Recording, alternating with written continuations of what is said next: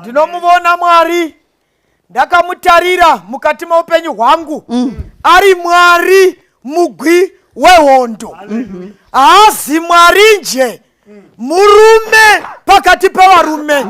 Hapana hondo yaanogwa akakurigwa. Kana aitanga haakoki vabatsiri, unogwa woga. Ndimwari mukati meupenyu hwangu, unogona kugwa hondo dzakakonekwa navamwe. Ndinomuvona murume uyu ari Mwari unogwa hondo. Nerimwe ramazuva unogwira vamwe varume vana. Ndiri pana madzimambo wechipiri chapter 7. Varume vana vakanga vane maperembudzi vachigara kuzhe kwemisasa. Variko vasingatendegwi kana kusvika pavanhu vane utano, asi varume vana vachigara kuzhe kwemisasa vanorangarira kuti chero tine maperembudzi, chero tisina unogona kusvika patiri, kudenga kuna Mwari unogwa hondo dzavanhu. Nemhaka yekuti chero tiri vagwere asi nekuti tichiri vapenyu, kuna Mwari wekuti kana tikamudana mukati meupenyu hwedu tiri vagwere takadai, unogona kutigwira. Ndinovavona varume ava, nerimwe nezuva vanorangana. Varume, kune kwatinogona kuinda kuti tigone kurarama. Chero tikagara kuno kuzhe kwemisasa tinongofa. Chero tikainda kuhondo dzavaSiria tinongofa. Saka zvakafanana, asi chatinoziva ndechekuti pakusumuka kwedu pano tichinotarisana nehondo yavaSiria, kudenga kuna Mwari. Bhaibheri rinoti pavaka vanokutenda vose vakarangana, pavakasimuka vakatanga kufamba vakanotarisana nehondo dzavaSiria, Bhaibheri rinoti iro pavakangotanga kufamba Mwari wakaronga hondo kudenga isingagonekwi navanhu. Pamastepa avaipinda vakananga kumisasa, Bhaibheri rinoti iro shoka dzavanhu vakanga vane perembudzi dzakashanduka, kukava kumanya kwamabhiza, kukava kutinhira kukuru kwazvo.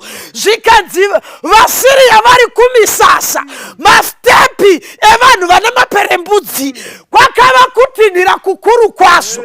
Mwari achigwa hondo dzake. Bhaibheri rinoti iro pavakasvika kumisasa vakawana kusina vanhu, nokuti Mwari wakanga avagwira hondo. Vakasvika misasa, chikafu chakati chee, vakadya vakarasha. NdiMwari unogwa hondo, unogwa anyerere, unoshandura kufamba kwemugwere kukaita kumanya kwebhiza. NdiMwari unogwa hondo. Haazi murume wokutamba naye. Ndiye zvokuti zuva riyazve Elisha azvigerere zvake vanomurangana pamusoro pake. Kandiye unopofumura zvinhu zvatinorangana pano ndiani? Zvikanzi umwe unotaura zvikayamuzvizivi kuvaIsraeri kune muprofita uriko, ndiye unoziva zvose chero iye asipo. Zvikanzi unonzani? Zvikai uno Elisha, zvikai unoda kutijairira. Ndokubva mukuru wavaSiria mambo ndokuronga hondo, zvikaindai kwaari mundomona paagere. Bhaibheri rinoti pakarongwa hondo namambo wavaSiria achifunga kuti yake yakakura kudarika yaMwari, pavakangonosvika zvinonzi murandi wakabuda mangwanani Gehazi, ndokubva avona neziso renyama, akavona kwakazara mabhiza. Achidzokera mumba akati hakuna kumira zvakanaka munhu waMwari, hondo dziri pazhe apa tapera. Bhaibheri rinoti iro Elisha haana kana kuvhunduka, wakaziva kugwa kwaMwari, haana kana kurohwa nehana. Unototarira kudenga woti Mwari mugwe hondo, zvinudzaivo mufana uyu kuti avone neziso remweya. Bhaibheri rinoti iro paakasunudzwa Gehazi wakavona kuti vakanga vari divi ravo vakanga vakawanda kudarika hondo dzavaSiria. Ndiri kuti Mwari unogwa hondo, ende paakangobuda Mwari wakagwa zvake takanyarara. Zvikanzera Elisha akangoti Mwari rovai noupofu tione kuti vachabayani vachionani. Ndobva varo Mwari unogwa nyerere. Ndiri kuti hama dzinodikanwa tinonamata Mwari unogwa hondo mukati meupenyu hwedu. Ngatigare takanyarara kunyangwe vakarangana pamusoro pedu. Ranganai henyasi zvichakona nekuti tinonamata Mwari unogwa hondo. Pane pazhinji patakagwigwa cherewo ukarangarira wakagwigwa. Ini ndine pangu pandakagwigwa kusvika pano kudai kutenda Mwari. Kusagwara COVID handi kuti ndaigona kufamba nemaski. Kusagwara COVID hazvirevi kuti social distance. Kusagwara COVID hazvirevi kuti kugona kusanitizer. Pane hondo dzakagwiwa panguva yatinovata. Mino haina chivharo. Ndiani unotsiura majuru namatacha namasvosve kuti usapinda mumino.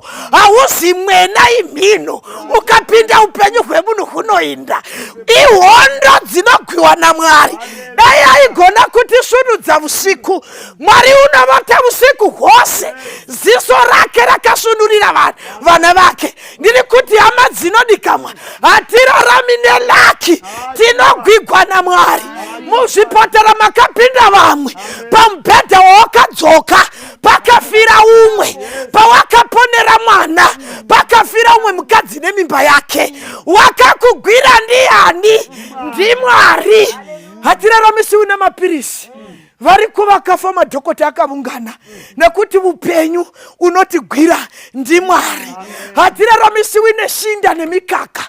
Yaivepi koshinda juzi richidambuka.